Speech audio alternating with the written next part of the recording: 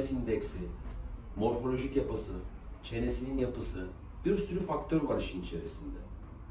Ama ne olursa olsun sizin tedavi olmanız lazım ki zaten bu bilince ulaştığınız için kalkıp nerelerden gelmişsiniz.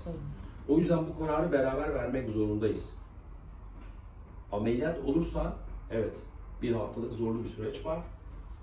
Ama sonrasında cihaz takmadan bir de benim dediklerime dikkat ederek body mass indeksini, kas oranını, yağ oranını değiştirerek yüzünün boynunun incelmesini sağlayarak bana destek çıkarırsan o zaman bu işi seni hayatını idame ettirebilecek düzeye getirebiliriz.